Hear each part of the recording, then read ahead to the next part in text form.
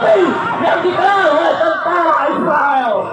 Wahai saudara-saudaraku, ketahuilah bahwa di balik kegelapan selalu ada cahaya, di balik kekejaman selalu ada hati mulia, di balik tangis dan dalam air mata rakyat Palestina selalu ada kaum muslimin yang berusaha untuk menolong saudara-saudara mereka, yaitu tenaga medis dan juga sukarelawan yang berusaha untuk meringankan beban kaum muslimin Palestina.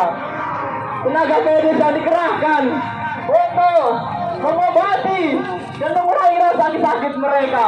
Organisasi-organisasi kemanusiaan berusaha untuk datang dan menolong mereka. Akan tetapi, wahai kaum muslimin, ketahuilah, mereka tidak mengenal kemanusiaan, tidak mengenal kasih sayang, tidak mengenal kebahagiaan, cinta. Mereka hanya mengenal kejaman dan sekali lagi mortir berterbangan.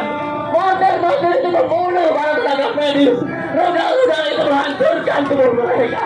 Mereka yang tidak percaya, mereka yang tidak menolong saudara-saudara mereka. Para hancur lebur, terbunuh. Dan hingga kini terdapat 1.200 tenaga medis yang sekarang terbunuh di tanah Palestina. Maka melihat hal tersebut, justru penderitaan rakyat Palestina seolah belum ada akhirnya. Penderitaan mereka bertambah ketika para pemimpin negeri-negeri kaum muslimin yang justru sibuk berdiskusi, yang justru sibuk berbicara satu sama lainnya, mereka saling mengecam, melaknat, mengutuk, tetapi hanya berhenti di situ saja. Semenjak Amerika Serikat mengeluarkan hak vetonya untuk menghalangi segala macam tindakan aksi nyata, maka pada saat itu hak veto tersebut membuat seluruh pemimpin kaum muslimin menjadi buta, tuli, dan bisu. Tidak ubahnya hanya menjadi wayang-wayang yang menari-nari dan mengambil pemimpin mereka. Mereka menjadi anjing-anjing penjajah yang hanya taat kepada Amerika dan Israel. Wahai kaum muslimin, lihatlah dengan hati kalian. Dengarkanlah dengan hati kalian penderitaan rakyat Palestina. Penderitaan mereka di saat pemimpin kaum muslimin tidak peduli. Para elit global, anak dajjal yang mereka tidak peduli dengan kondisi rakyat Palestina, semakin jelas tertampang ketika media dan dunia bertanya kepada mereka, mengapa kalian tidak menolong kaum muslimin Palestina? Mengapa kalian tidak mengulurkan tangan melakukan aksi nyata? Mengapa kalian tidak mengirimkan militer kalian? Tetapi yang mereka jawab adalah, itu bukan urusan kami, itu bukan urusan negeri kami. Kami memiliki kepentingan nasionalisme kami sendiri. Kami memiliki kepentingan negeri kami sendiri. Lihatlah kamu muslimin, kejam dan menjijikkan nasionalisme membuat mereka tidak peduli dengan kondisi rakyat Palestina. Maka saat di mana pemimpin itu tidak peduli, rakyat Palestina berusaha untuk berjuang, mengadu nasib menuju ke perbatasan Mesir dengan terpapar dan terlunta-lunta.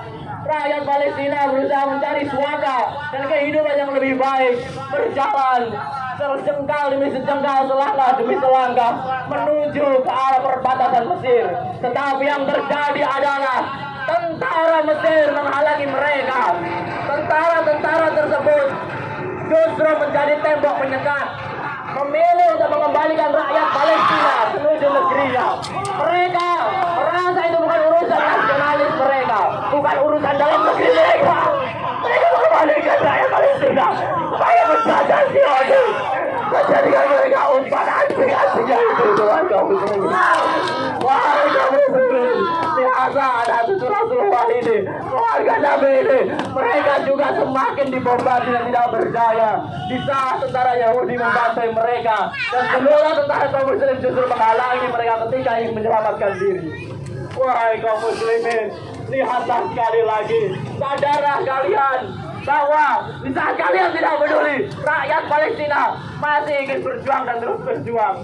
Tetapi saya katakan kepada kalian, wahai kaum muslimin, Palestina bukan perang biasa.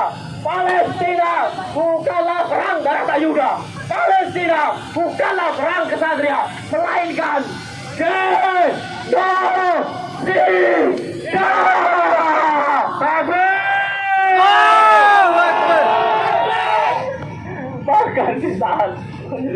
kaum muslimin di Palestina juga belum berakhir. Mereka masih melawan dan bahkan pejuang Islam Yahya Sinwar pun juga turut menjadi korbannya.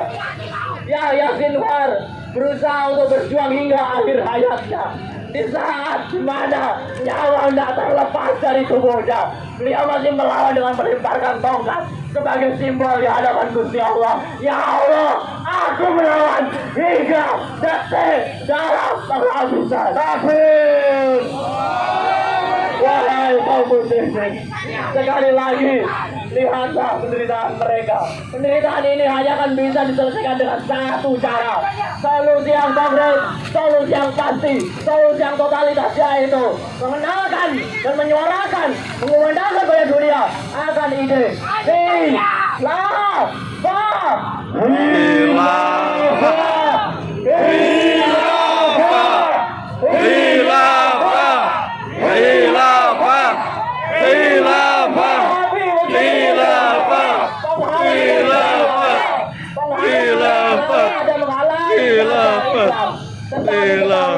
Bahwa khilafah adalah janji Allah, khilafah adalah janji Rasulullah. Maka ketika janji itu tiba, khilafah Islamiyah akan menyatukan seluruh negeri-negeri Muslim, mengusir para penjajah yang tak bernyali. Mereka hanyalah kelompok perampok yang datang ke Palestina dengan topeng pengungsi. Mereka hanyalah orang-orang pengecut dan di hadapan khilafah Islam yang akan menyatukan seluruh negeri. Khilafah Islam akan melepaskan sekat-sekat nasionalisme. Khilafah Islam akan menyatukan seluruh kaum muslimin seluruh dunia, menyatukan dalam satu bingkai kepemimpinan, yaitu institusi Islam, khilafah Islamiyah ala minhajin nubuwah. Takbir!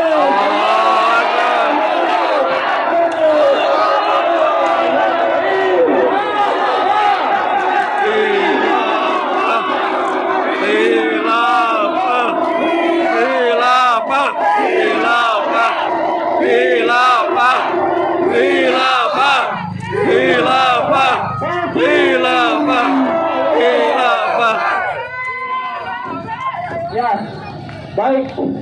Itu adalah sepenggal hikayat, sepenggal cerita, pesan tersirat dari kami, santri-santri Al-Mabda Islami dan Robi Rotiyah.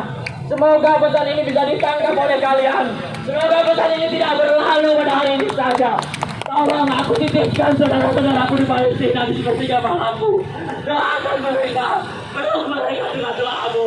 Semoga janji Allah segala khilafah akan disegerakan. Amin amin ya rabbal alamin.